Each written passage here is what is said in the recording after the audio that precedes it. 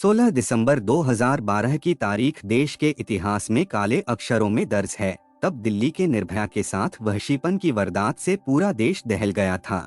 लेकिन उत्तराखंड के निर्भया की कहानी के बारे में लोग शायद ही जानते हों। नैनीताल जिले के लालकुआं में नवंबर 2008 में हुए प्रीति शर्मा हत्याकांड ने पूरे उत्तराखंड को शर्मसार किया था, लेकिन बिटिया को पूरा न्याय आज तक नहीं मिल पाया।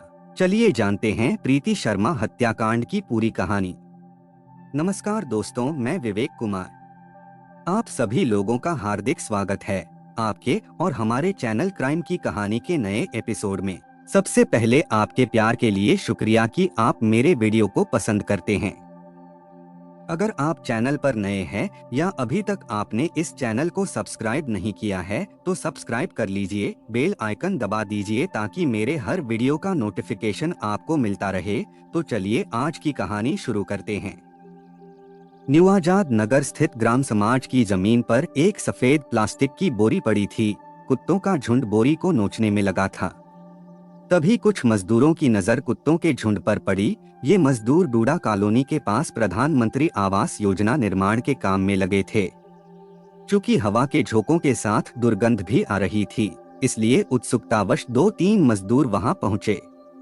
उन्होंने कुत्तों को भगाकर बोरी पर नजर डाली तो उन्हें समझते देर नहीं लगी कि बोरी के अंदर लाश है। मजदूरों ने बोरी में लाश होने की जानकारी अपने ठेकेदार को दिया।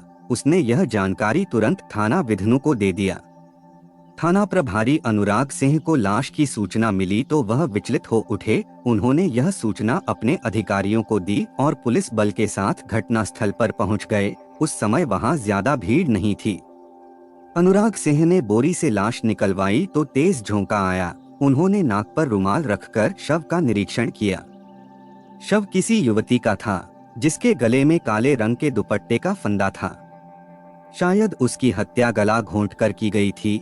मृतका क्रीम कलर की छींटदार कुर्ती और काली जींस पहनी थी। उसके बाएं हाथ की कलाई में कलावा तथा दाएं हाथ पर टैटू बना था। एक हाथ में स्टील का कड़ा और दूसरे हाथ में काले रंग का कंगन था। उसकी उम्र 30 साल के आसपास थी। रंग गोरा था। शव से बदबू आने से ऐसा लग रहा था कि उसकी हत्या 2 दिन पहले की गई थी। साथ ही यह भी कि हत्या कहीं और की गई थी और शव को बोरी में बंद कर यहाँ सुनसान जगह पर फेंका गया था। अनुराग सिंह अभी घटनास्थल का निरीक्षण कर ही रहे थे कि सूचना पाकर एसपी रवीना त्यागी तथा सीओ शैलेंद्र सिंह भी आ गए। इन अधिकारियों ने भी घटनास्थल का बारीकी से निरीक्षण किया। साथ ही वहां मौजूद लोगों से शव के संबंध में पूछताछ की, लेकिन कोई भी शव की पहचान नहीं कर पाया। पुलिस ने शव के विभिन्न कोणों से फोटो खिंचवाकर उसे पोस्टमार्टम के लिए लाला लाजपत राय चिकित्सालय भिजवा दिया। यह 2 अगस्त 2019 की बात है। दूसरे दिन युवती के हुलिये सहित उसकी लाश पाए जाने की खबर स्थानीय समाचार पत्रों में छपी तो श्याम नगर निवासी रिटायर्ड मेजर विद्याशंकर शर्मा का माथा ठनका। उन्होंने पूरी खबर विस्तार से पढ़ी, फिर पत्नी और बेटे मनीष शर्मा को जानकारी दिया। दरअसल विद्याशंकर शर्मा की 30 वर्षीय विवाहित बेटी प्रीति शर्मा पिछले 2 दिन से घर वापस नहीं आई थी। उन्होंने श्याम नगर पुलिस चौकी जाकर गुमशुदगी दर्ज कराने का प्रयास किया था, लेकिन पुलिस ने उन्हें टरका दिया था। खबर पढ़कर शर्मा जी घबरा गए। विद्याशंकर शर्मा ने अपने बेटे मनीष और अन्य घर वालों को साथ लिया और पोस्टमार्टम हाउस पहुंच गए। वहां जाकर उन्होंने विधनु थाना प्रभारी अनुराग सिंह से बातचीत करके अज्ञात युवती का शव दिखाने का अनुरोध किया। अनुराग सिंह ने युवती का शव दिखाया तो विद्याशंकर शर्मा फफक पड़े। सर, यह लाश मेरी बेटी प्रीति शर्मा की है। मैंने इसे हाथ में बंधे कलावा, कड़ा और टैटू से पहचाना है। लाश की पहचान होते ही विद्याशंकर शर्मा के घर में कोहराम मच गया। मनीष शर्मा बहन की लाश देखकर रो पड़ा। उसकी पत्नी कंचन भी सिसकने लगी। सबसे ज्यादा बुरा हाल मनीष शर्मा की मां मधु शर्मा का था। वह दहाड़ मारकर रो रही थीं। उनकी बहू कंचन तथा परिवार की अन्य औरतें उन्हें धैर्य बंधा रही थीं। लाश की शिनाख्त होने के बाद थाना प्रभारी अनुराग सिंह ने मृतका प्रीति शर्मा के पिता विद्याशंकर शर्मा से पूछताछ किया। उन्होंने बताया कि 2 दिन पहले प्रीति शर्मा को उसकी सहेली वैदिका तथा उसका पति सत्येंद्र अपने घर ले गए थे। उसके बाद प्रीति वापस नहीं लौटी। पुलिस ने वैदिका तथा उसके पति सत्येंद्र से पूछा तो दोनों बहाना बनाने लगे। पुलिस को संदेह हुआ कि कहीं प्रीति का सामान लूटने के लिए उसकी हत्या वैदिका और उसके पति सत्येंद्र ने मिलकर तो नहीं की है। इस संदेह की वजह यह थी कि प्रीति जब घर से निकली थी तब वह कई आभूषण पहने थी। पर्स, मोबाइल व एटीएम कार्ड उसके पास थे, जो लाश के पास नहीं मिले। पहने हुए आभूषण भी गायब थे। थाना प्रभारी अनुराग सिंह ने मृतका प्रीति शर्मा के भाई मनीष शर्मा से पूछताछ किया तो उसने बताया कि प्रीति की हत्या में उसकी सहेली वैदिका और उसका पति सत्येंद्र ही शामिल हैं। इसके अलावा प्रशांत द्विवेदी नाम का युवक भी शामिल है। इन तीनों ने ही हत्या की योजना बनाई और प्रीति को मौत की नींद सुला दिया। अनुराग सिंह ने पूछा, प्रशांत द्विवेदी कौन है? मनीष शर्मा ने बताया, सर, प्रशांत द्विवेदी मेरी बहन का प्रेमी है। उसने प्रीति को अपने प्यार के जाल में फंसा लिया था और शादी का झांसा देकर उसका शारीरिक शोषण करता था। जब प्रीति ने शादी का दबाव बनाया तो उसने प्रीति की सहेली वैदिका के साथ मिलकर उसे मार डाला। फिर अनुराग सिंह ने सवाल किया, तुम्हारी बहन प्रीति तो ब्याहता थी, वह प्रशांत द्विवेदी के जाल में कैसे फंस गई? तो मनीष शर्मा ने बताया, सर, प्रीति का अपने पति से मनमुटाव था। कोर्ट में दोनों के तलाक का मुकदमा चल रहा है। पति से मनमुटाव के बाद वह मायके आकर रहने लगी थी। पति की उपेक्षा से ऊबी प्रीति को प्रशांत का साथ मिला तो वह उसकी ओर आकर्षित हो गई और उसके साथ शादी के सपने सजोने लगी। पर प्रशांत छलिया निकला, वह उससे शादी नहीं करना चाहता था। अनुराग सिंह ने शंका जाहिर किया कि कहीं प्रीति की हत्या मुकदमे से छुटकारा पाने के लिए उसके पति ने ही तो नहीं कर दिया। मनीष शर्मा बोल पड़ा, नहीं सर, प्रीति के ससुराल वाले हत्या जैसा जोखिम नहीं उठा सकते। प्रीति का पति पीयूष शर्मा एयरफोर्स में है और अंबाला में तैनात है। ससुर भुजराम शर्मा रोडवेज से रिटायर हैं, उन पर हमें भरोसा है। पूछताछ के बाद अनुराग सिंह को लगा कि प्रीति की हत्या या तो अवैध रिश्तों के चलते हुई या फिर प्रीति की सहेली वैदिका ने उसके साथ विश्वासघात किया है। उन्होंने वैदिका, उसके पति सत्येंद्र तथा प्रीति के प्रेमी प्रशांत द्विवेदी को हिरासत में ले लिया। थाने लाकर तीनों से अलग अलग पूछताछ की गई। वैदिका ने बताया कि प्रीति उसकी घनिष्ठ सहेली थी। स्वर्ण जयंत विहार में उसका ब्यूटी पार्लर है, जहां प्रीति मेकअप कराने आती थी। जब पति से उसका मनमुटाव हुआ तो उसने भी ब्यूटी पार्लर चलाने की इच्छा जाहिर किया। तब मैंने उसकी मदद की। प्रीति का मेरे घर आना जाना था। 30 जुलाई को फोन कर उसने मुझे अपने घर बुलाया था। उसे कुछ सामान खरीदना था, सो वह मेरे साथ गई थी। सामान खरीदने के बाद वह वापस घर चली गई थी। उसके बाद क्या हुआ, उसकी हत्या किसने और क्यों की, उसे पता नहीं है। वैदिका के पति सत्येंद्र ने बताया कि वह प्राइवेट नौकरी करता था। उसकी नौकरी छूट गई है और वह बेरोजगार है। प्रीति उसकी पत्नी की सहेली थी। उसका घर में आना जाना था, सो उससे अच्छा परिचय था। उसकी हत्या किसने और क्यों की उसे नहीं पता। इसी बीच किसी का फोन आया तो अनुराग फोन पर बतियाने लगे। थाना प्रभारी का ध्यान फोन पर केंद्रित हुआ तो वैदिका अपने पति से खुसर फुसर करने लगी। उसने पति को जुबान बंद रखने का भी इशारा किया। अनुराग सिंह समझ गए कि वैदिका कुछ छिपा रही है और पति को भी ऐसा करने को मजबूर कर रही है। फिर भी उन्होंने वैदिका से कुछ नहीं कहा। पूछताछ के बाद अनुराग सिंह ने दोनों को इस हिदायत के साथ घर जाने दिया कि जब भी उन्हें बुलाया जाए थाने आ जाएं, शहर छोड़कर भी कहीं न जाएं। थाना प्रभारी अनुराग सिंह ने मृतका प्रीति शर्मा के प्रेमी प्रशांत द्विवेदी से पूछताछ की तो उसने बताया कि वह हैलट अस्पताल का कर्मचारी है। प्रीति शर्मा से उसकी मुलाकात 6 महीने पहले तब हुई थी जब वह अपने भाई मनीष शर्मा की 10 वर्षीय बेटी परी का इलाज कराने आई थी। अस्पताल में दोनों की दोस्ती हुई और फिर दोस्ती प्यार में बदल गई। वे दोनों शादी भी करना चाहते थे, लेकिन प्रीति शर्मा का तलाक नहीं हुआ था। इसलिए उसने प्रीति से कहा था कि तलाक होने के बाद शादी कर लेंगे। प्रशांत ने यह भी कहा कि उसे प्रीति शर्मा का उसकी सहेली वैदिका के घर जाना अच्छा नहीं लगता था, क्योंकि वैदिका और उसका पति सत्येंद्र प्रीति से किसी न किसी बहाने पैसे वसूलते रहते थे। कभी वे तन्हाली का रोना रोते तो कभी मकान का किराया देने का रोते थे। उसे शक है कि प्रीति की सहेली वैदिका ने ही उसके साथ घात किया है। उसके गहने और नकदी लूटकर उसकी हत्या कर दी और शव सुनसान जगह पर फेंक दिया। प्रशांत द्विवेदी के बयान से थाना प्रभारी अनुराग का शक वेदिका तथा उसके पति सत्येंद्र पर और भी गहरा गया। उन्हें लगा कि प्रीति शर्मा की हत्या का राज उन दोनों के ही पेट में छिपा है। उन्होंने प्रशांत को तो थाने से जाने दिया, लेकिन वेदिका पर नजरें गड़ा दिया। अनुराग सिंह ने प्रीति शर्मा तथा उसकी सहेली वेदिका के मोबाइल फोन की कॉल डिटेल्स निकलवाई। पता चला कि प्रीति और वेदिका की लगभग हर रोज बातें होती थीं। प्रीति की एक अन्य नंबर पर भी ज्यादा बातें होती थीं। उस नंबर को ट्रेस किया गया तो पता चला कि वह प्रीति के प्रेमी प्रशांत द्विवेदी का है। 30 जुलाई 2019 को भी प्रीति शर्मा की फोन पर वेदिका से कई बार बात हुई थी। रात 8 बजे के बाद उसका फोन बंद हो गया था। इसका मतलब यह था कि हत्या के बाद उसके मोबाइल का स्विच ऑफ कर दिया गया था। थाना प्रभारी अनुराग सिंह ने अब तक की जांच से एसपी रवीना त्यागी को अवगत कराया। साथ ही प्रीति की सहेली वेदिका तथा उसके पति सत्येंद्र पर हत्या का शक भी जताया। मामला हत्या का था, इसलिए रवीना त्यागी ने दोनों को गिरफ्तार करके पूछताछ करने का आदेश दिया। आदेश मिलते ही अनुराग सिंह ने 5 अगस्त की सुबह स्वर्ण जयंती विहार स्थित वेदिका के किराए वाले मकान पर छापा मारकर वेदिका और उसके पति को गिरफ्तार कर लिया। दोनों को थाना विधनु लाया गया।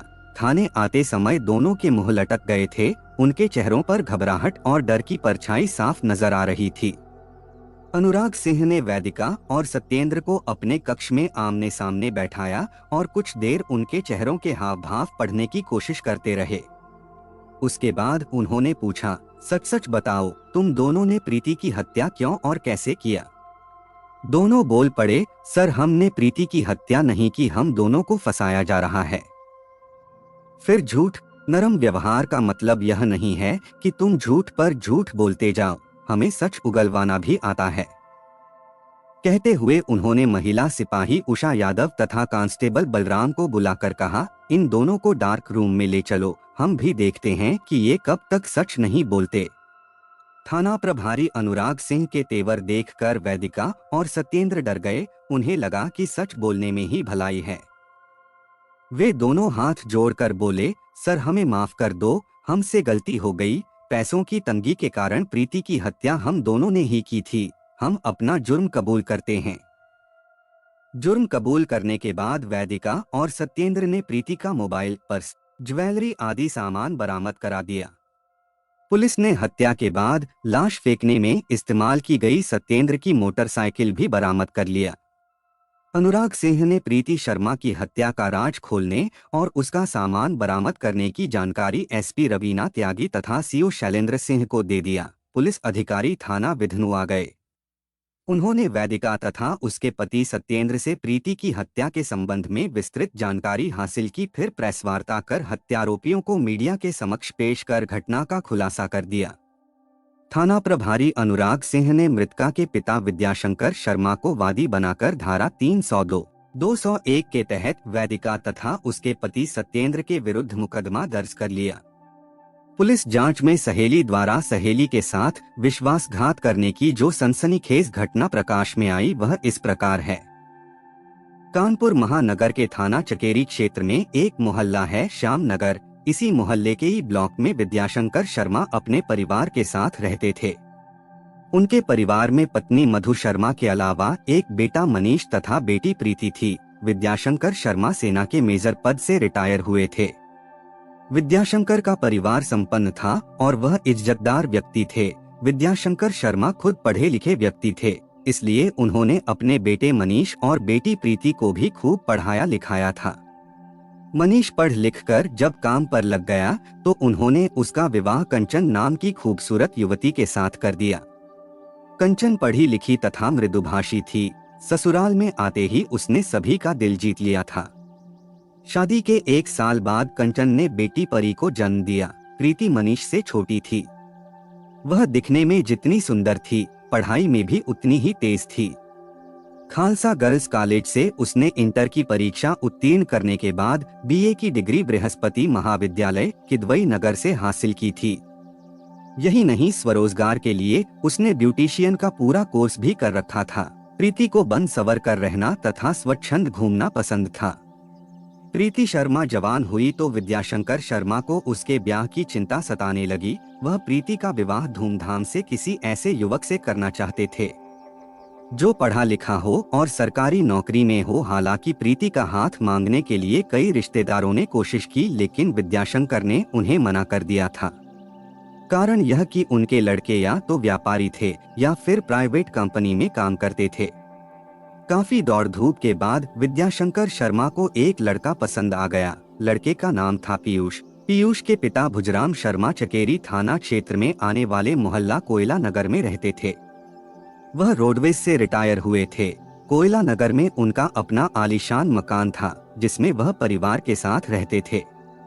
परिवार में पत्नी सुधा शर्मा के अलावा एक ही बेटा था पीयूष। पीयूष पढ़ा लिखा युवक था। उसका चयन वायुसेना में हो गया था। ट्रेनिंग के बाद वह अंबाला में कार्यरत था। विद्याशंकर शर्मा ने पीयूष को देखा तो वह उन्हें अपनी बेटी प्रीति के योग्य लगा। लेन देन की बात तय होने के बाद दोनों परिवारों में सहमति बनी कि शादी तब तय मानी जाएगी जब प्रीति और पीयूष एक दूसरे को पसंद कर शादी को राजी हो जाएंगे। नियत तिथि पर पीयूष और प्रीति ने एक दूसरे को देखा, आपस में बातचीत की, दोनों शादी को राजी हो गए। उसके बाद 20 फरवरी 2015 को प्रीति का विवाह पीयूष शर्मा के साथ धूमधाम से हो गया। विद्याशंकर शर्मा ने शादी में काफी खर्च किया था। उन्होंने बेटी को आभूषणों के अलावा उसके ससुराल पक्ष को वह हर सामान दिया था जिसकी उन्होंने डिमांड की थी। शर्मा जी ने हंसी खुशी से लाल जोड़े में लिपटी अपनी लाडली बेटी को विदा किया। प्रीति शर्मा खूबसूरत थी। ससुराल में उसे जिसने भी देखा उसी ने उसके रूप सौंदर्य की तारीफ किया। पीयूष भी पढ़ी लिखी और खूबसूरत पत्नी पाकर खुश था। मुंह दिखाई रस्म के दौरान जब परिवार की महिलाएं प्रीति का घूंघट उठाकर देखती और उसके रूप सौंदर्य की तारीफ करती तो सास सुधा शर्मा का सीना गर्व से तन जाता था। प्रीति भी ससुराल वालों के व्यवहार से खुश थी। उसे खुशी इस बात की भी थी कि उसका पति स्मार्ट और सभ्य है। जब गौने के बाद प्रीति ससुराल आई तो उसे सास का व्यवहार थोड़ा तल्ख लगा। सुधा शर्मा ने घर का सारा काम प्रीति को सौंप दिया। काम करने के बावजूद उसे सास की डांट सहनी पड़ती थी। कभी वह दाल में कम नमक को लेकर डांटती तो कभी साफ सफाई को लेकर, कभी कभी दहेज कम देने को लेकर भी ताना मारती थी। सास के तानों से प्रीति का दिल छलनी होने लगा। वह मानसिक प्रताड़ना से परेशान रहने लगी। पति उससे कोसों दूर था। वह अपनी पीड़ा कहती भी तो किससे। एक रोज उसकी माँ का फोन आया तो प्रीति के सब्र का बांध टूट गया। उसने फोन पर ही सारी पीड़ा माँ को बताई और फूट फूट कर रोने लगी। माँ ने उसे धैर्य बंधाया और उसकी सास को समझाने का भरोसा दिया। मधु शर्मा ने प्रीति की प्रताड़ना को लेकर उसकी सास से शिकायत की तो वह गुस्से में बोली, तुम्हारी बेटी इतनी नाजुक और कोमल है तो घर के काम के लिए नौकर चाकर लगवा दो या फिर इसे अपने घर बुला लो। मुझे कामचोर बहू की जरूरत नहीं है। शिकायत के बाद सास का जुल्म और बढ़ गया। अब वह प्रीति के खाने पीने, उठने बैठने और सजने संवरने पर भी सवाल खड़े करने लगी। लगभग 3 महीने बाद पीयूष जब छुट्टी पर घर आया तो माँ ने प्रीति के खिलाफ उसके कान भरे। इस पर पीयूष का व्यवहार भी प्रीति के प्रति कठोर हो गया। उसने प्रीति से साफ कह दिया कि माँ जो कहेगी उसे घर का काम करना पड़ेगा, उसे बर्दाश्त करना होगा, साथ ही मर्यादा में रहना पड़ेगा। माँ से बगावत वह बर्दाश्त नहीं करेगा। पति की बात सुनकर प्रीति अवाक रह गई। वह जान गई कि पीयूष मातृभक्त है। उसे पत्नी की कोई चिंता नहीं है। घर में तनाव को लेकर पीयूष और प्रीति के बीच दरार पड़ गई। पीयूष को जहां अपनी सरकारी नौकरी का घमंड था, वहीं प्रीति को भी अपनी खूबसूरती का अहंकार था। इस अहंकार और घमंड ने प्रीति और पीयूष के जीवन को गर्त में धकेल दिया। इधर पीयूष का साथ मिला तो सास सुधा प्रीति पर और जुल्म करने लगी। अब वह सीधे तौर पर दहेज के रूप में रुपयों की मांग करती। प्रीति रुपया लाने को राजी नहीं होती तो वह उसे प्रताड़ित करती। प्रीति आखिर कब तक जुल्म सहती। 1 साल बीतते बीतते वह ससुराल में इतनी ज्यादा परेशान हो गई कि उसने ससुराल छोड़ दी और मायके में आकर रहने लगी। कुछ महीने बाद पीयूष उसे लेने आया तो प्रीति ने उसके साथ जाने से साफ मना कर दिया। मायके में प्रीति कुछ समय तक असामान्य और गुमसुम रही। लेकिन जब माँ बाप ने उसे समझाया और दहेज उत्पीड़न जैसी बुराई से लड़ने की हौसला अफजाई की तो उसने भी लड़ने की ठान लिया। उसने पिता और भाई के सहयोग से पति पीयूष, ससुर भुजराम शर्मा तथा सास सुधा शर्मा के विरुद्ध थाना चकेरी में दहेज उत्पीड़न की रिपोर्ट दर्ज करा दी, साथ ही तलाक का मुकदमा भी कायम करा दिया। मुकदमा करने के बाद प्रीति ने थाना चकेरी पुलिस पर दबाव बनाया कि वह आरोपियों को जल्द बंदी बनाए। उधर पीयूष और उसके माता पिता को प्रीति द्वारा दहेज उत्पीड़न का मुकदमा कायम कराने की जानकारी हुई तो वे घबरा गए। गिरफ्तारी से बचने के लिए भुजराम शर्मा मकान में ताला लगाकर अंडरग्राउंड हो गए। पीयूष वायुसेना में था, गिरफ्तार होने पर उसकी नौकरी खतरे में पड़ सकती थी। दौड़ धूप करके पीयूष ने गिरफ्तारी के विरुद्ध हाईकोर्ट से स्टे ले लिया। स्टे मिलने के बाद पीयूष ने ससुराल वालों से समझौते की पहल किया। प्रीति शर्मा पहले तो तैयार नहीं हुई, लेकिन माँ बाप के समझाने पर तैयार हो गई। उसने समझौते के लिए 10 लाख रुपए की मांग रखी, जो उसके माँ बाप ने शादी में खर्च किए थे। पीयूष दहेज उत्पीड़न का मुकदमा खत्म करने तथा तलाक मिलने पर 10 लाख रुपए देने को राजी हो गया। उसने 5 लाख रुपए प्रीति को कोर्ट के माध्यम से दे दिए और बाकी रुपए तलाक मिलने के बाद देने का वादा किया। प्रीति की एक घनिष्ठ सहेली थी वैदिका। वह अपने पति सत्येंद्र के साथ स्वर्ण जयंती विहार में रहती थी। यह क्षेत्र थाना विधनों के अंतर्गत आता है। वैदिका किराए पर सुलभ पांडे के मकान में रहती थी। मकान के बाहरी भाग में उसने ब्यूटी पार्लर खोल रखा था। प्रीति सजने संवरने उसके पार्लर में जाती थी। आते जाते दोनों में गहरी दोस्ती हो गई थी। वैदिका का पति सत्येंद्र मूल रूप से बिल्हौर थाने के कलवामऊ गांव का रहने वाला था। बेहतर जिंदगी की उम्मीद से वह कानपुर शहर आया था। सत्येंद्र प्राइवेट नौकरी करता था, जबकि वैदिका ब्यूटी पार्लर चलाने लगी थी। प्रीति ने भी ब्यूटिशियन का कोर्स कर रखा था, इसलिए सहेली के घर आते जाते उसने वैदिका से ब्यूटी पार्लर खोलने की इच्छा जाहिर किया। वैदिका ने भरपूर मदद का आश्वासन दिया तो प्रीति ने श्याम नगर में अपने घर से कुछ दूरी पर एक दुकान किराए पर ले ली। फिर वैदिका की मदद से दुकान को सजाकर ब्यूटी पार्लर चलाने लगी। चूँकि प्रीति व्यवहार कुशल, हंसमुख और सुंदर थी, इसलिए कुछ ही माह बाद उसका ब्यूटी पार्लर अच्छी तरह चलने लगा। उसके यहाँ महिलाओं, लड़कियों की भीड़ उमड़ने लगी। उसे अच्छी आमदनी होने लगी थी। प्रीति सहेली वैदिका की भी आर्थिक मदद करने लगी। प्रीति की अपनी भाभी कंचन से खूब पटती थी। कंचन की बेटी का नाम परी था। परी अपनी बुआ प्रीति से खूब हिली मिली थी। प्रीति भी परी को खूब प्यार करती थी। जनवरी 2019 में परी एक दिन अकस्मात बीमार पड़ गई। मनीष ने उसे हैलट अस्पताल के न्यूरो साइंस वार्ड में इलाज हेतु भर्ती कराया। चूँकि परी प्रीति से बहुत प्यार करती थी, इसलिए उसने परी की देखभाल के लिए हैलट अस्पताल में डेरा जमा लिया। हैलट अस्पताल में ही प्रीति की मुलाकात प्रशांत द्विवेदी से हुई। प्रशांत द्विवेदी न्यूरो साइंस डिपार्टमेंट का कर्मचारी था। परी की देखभाल के लिए उसका आना जाना लगा रहता था। प्रशांत के पिता पुलिस विभाग में हेड कांस्टेबल थे और औरैया जिले के फफूंद थाने में तैनात थे। प्रशांत ने खूबसूरत प्रीति को देखा तो वह उसके दिल में रच बस गई। परी की देखभाल के बहाने प्रशांत प्रीति से नजदीकियां बढ़ाने लगा। वह शरीर से हृष्ट पुष्ट व दिखने में स्मार्ट था। प्रीति को भी उसकी नजदीकी और लच्छेदार बातें अच्छी लगने लगी। उसके दिल में प्रशांत के प्रति प्यार उमड़ने लगा। एक दिन प्रशांत ने मौका देखकर प्रीति का हाथ थाम लिया और बोला, प्रीति मैं तुमसे प्यार करने लगा हूँ। यदि मुझे तुम्हारा साथ मिल जाए तो मेरा जीवन सुधर जाएगा। तुम्हारे बिना अब मैं खुद को अधूरा समझने लगा हूँ। बोलो मेरा साथ दोगी? प्रीति अपना हाथ छुड़ाते हुए बोली, प्रशांत प्यार तो मैं भी तुम्हें करने लगी हूँ, लेकिन तुम्हें पता नहीं है कि मैं शादीशुदा हूँ। कोर्ट में पति से मेरा तलाक का मामला चल रहा है। प्रशांत बोला, मुझे तुम्हारे बीते कल से कोई मतलब नहीं। रही बात तलाक की तो आज नहीं तो कल निपट ही जाएगा। मैं बस तुम्हें अपना बनाना चाहता हूँ। प्रीति ने आशंका जताई, मुझे डर लग रहा है। प्रशांत, कहीं तुमने धोखा दे दिया तो कैसी बातें कर रही हो प्रीति? मैं तुम्हारा साथ जीवन भर निभाऊंगा, प्रशांत ने वादा किया। इसके बाद प्रीति और प्रशांत का प्यार परवान चढ़ने लगा। दोनों साथ घूमने फिरने और मौज मस्ती करने लगे। उनके बीच की सारी दूरियां मिट गईं, देह संबंध भी बन गए।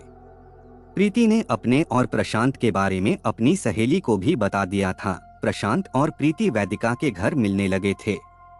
जब कभी उनका मिलन नहीं हो पाता था, तब दोनों मोबाइल फोन पर बतियाकर अपने दिल की बात एक दूसरे को बता देते थे। प्रीति के भाई को दोनों के प्रेमिल संबंधों का पता चल गया था, लेकिन वह कभी इसका विरोध नहीं करता था। एक दिन प्रीति ने प्रशांत के सामने शादी का प्रस्ताव रखा तो उसने टाल दिया। शादी को लेकर दोनों में विवाद भी हुआ, लेकिन प्रशांत ने यह कहकर प्रीति को शांत कर दिया कि हम तलाक के बाद तुरंत शादी कर लेंगे, क्योंकि तलाक के पहले शादी करने से तुम मुसीबत में फंस सकती हो। प्रीति को यह बात समझ में आ गई और उसने शादी की रट छोड़ दिया। इधर प्रीति प्रशांत के साथ मौज मस्ती कर रही थी, जबकि उसकी सहेली वेदिका की आर्थिक हालत बहुत खराब हो गई थी। दरअसल वेदिका के पति सत्येंद्र की नौकरी छूट गई थी और उसका पार्लर भी बंद हो गया था। उसके ऊपर कई महीने का मकान का किराया बकाया था। अन्य लोगों से लिया कर्ज भी बढ़ गया था। ऊपर से प्रीति ने भी मदद देनी बंद कर दी थी। ऐसे में उसे कुछ सूझ ही नहीं रहा था कि वह कर्ज कैसे चुकाए या फिर मकान का किराया कैसे भरे। एक दिन प्रीति वेदिका के घर आई तो उसकी नजर प्रीति के शरीर के आभूषणों पर पड़ी, जो लगभग 2 लाख के थे। आभूषण देखकर वेदिका ने पति सत्येंद्र के साथ मिलकर सहेली प्रीति से घात करने की योजना बनाई। इसके बाद वह समय का इंतजार करने लगी। 30 जुलाई 2019 को वेदिका अपने पति सत्येंद्र के साथ प्रीति के घर पहुंची। उसने बताया कि वह ब्यूटी पार्लर का सामान बेच रही है, चल कर देख लो और जो तुम्हारे मतलब का हो उसे खरीद सकती हो। प्रीति सहेली की चाल समझ नहीं पाई और उसके साथ उसके घर पर आ गई। घर पर वेदिका ने उसका खूब आदर सत्कार किया। प्रीति जाने लगी तो उसने यह कहकर रोक लिया कि खाना खाकर जाना। वेदिका ने शाम को खाना बनाया, फिर रात 8 बजे तीनों ने बैठकर खाना खाया। खाना खाने के बाद प्रीति पलंग पर लेट गई। तभी वेदिका और सत्येंद्र ने प्रीति को दबोच लिया। वह चिल्लाने लगी तो सत्येंद्र ने उसके मुंह में कपड़ा ठूंस दिया और वेदिका ने प्रीति के दुपट्टे से उसका गला घोंट दिया।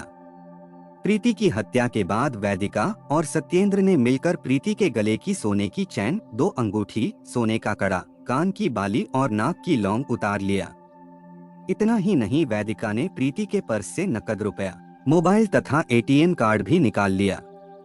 इसके बाद दोनों ने मिलकर प्रीति के शव को प्लास्टिक की बोरी में तोड़मरोड़ कर भरा और मोटरसाइकिल पर रखकर न्यू आजाद नगर की ग्राम समाज की खाली पड़ी जमीन पर फेंक आए। आभूषणों और नकदी को सुरक्षित करके उन्होंने मोबाइल व पर्स को घर में छिपा दिया। इधर जब प्रीति देर रात तक नहीं लौटी तो विद्याशंकर शर्मा को चिंता हुई। उन्होंने वेदिका से पूछा तो उसने बता दिया कि प्रीति सामान लेकर वापस घर चली गई थी। जब 2 दिन तक प्रीति का कुछ पता नहीं चला तो विद्याशंकर गुमशुदगी दर्ज कराने श्यामनगर चौकी गए, पर पुलिस ने उन्हें टरका दिया। उधर 2 अगस्त 2019 को कुछ मजदूरों ने एक प्लास्टिक बोरी में लाश देखी जिसे कुत्ते नोच रहे थे। मजदूरों ने ठेकेदार को बताया। तब ठेकेदार ने लाश की सूचना थाना विधनु की पुलिस को दिया। विधनु थाना प्रभारी अनुराग सिंह ने केस की जांच की तो सारे भेद खुल गए। 6 अगस्त 2019 को थाना विधनु पुलिस ने अभियुक्त सत्येंद्र तथा वेदिका को कानपुर कोर्ट में रिमांड मजिस्ट्रेट के समक्ष पेश किया, जहां से उन्हें जिला कारागार भेज दिया गया। कहानी को लास्ट तक सुनने के लिए आपका धन्यवाद। इस कहानी के बारे में अपनी राय कमेंट करके जरूर बताइएगा और ऐसी ही अपराध की सच्ची कहानियों के लिए हमारे चैनल क्राइम की कहानी को सब्सक्राइब कर लीजिए। कहानी को लाइक और शेयर जरूर करें। धन्यवाद।